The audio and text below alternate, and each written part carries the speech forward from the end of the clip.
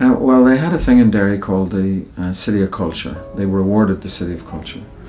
And they asked me to revive Field Day, which was a company that had been in existence before, from 1980 right up to the beginning of the 90s. And so I wondered what I might do, and I thought I'll speak to Sam. So I called him up and asked him to do something, and he very quickly agreed. And this happened to be what he was working on, or thinking about working on.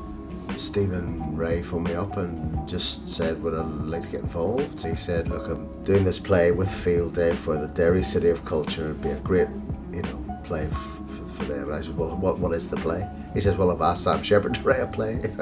So I was like, yeah, I'm there, I'm in. It was really quite thrilling, I knew Sam Shepard.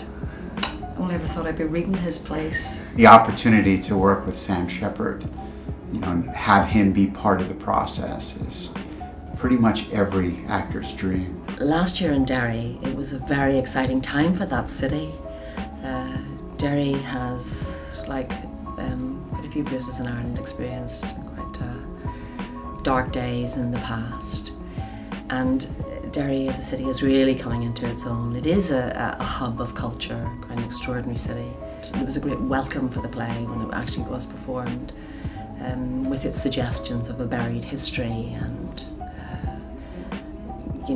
it did sort of reflect on what that city has been through. And Jim Houghton came and saw the show in Derry and proposed transferring it, and I was thrilled about that. It's very good for the company to be here.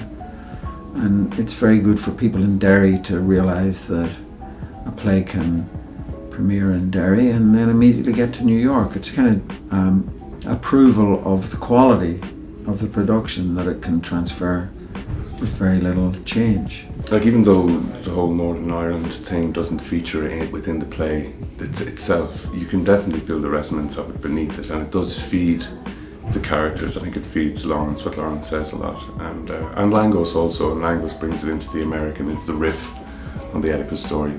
I think given the current political climate, it's relevant, it's very relevant. I think there was still a lot of things they wanted to develop. So it wasn't like we got handed a bunch of stage directions and walk here, say this line this way.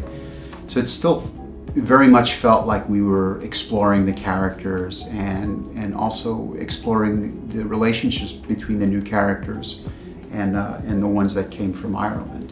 If you're familiar with Sam's work, and you read these plays, Barry Child and True West and Curse of the Starving Class, and they all have this kind of mythological father figure in them.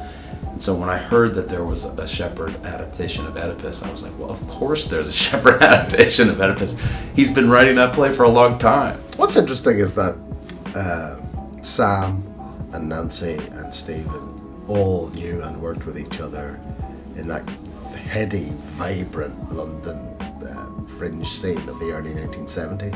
It's interesting, like, even all those years later, 40 years later, watching the sort of shorthand that exists between them in the rehearsal room. It's really wonderful to feel all the different cadences you get from different audiences and different regions, different countries. Some things are just gonna go, but I don't really feel that with this, because Oedipus, it's a story that people know. Not that you might not know the story from this production. It's a disjointed, dark, embodied experience, rather than a linear tale. So it's very exciting to be a part of it. I mean, between Field Day and Signature and Sam and Steve and Nancy, it's an honour. It's a great thing.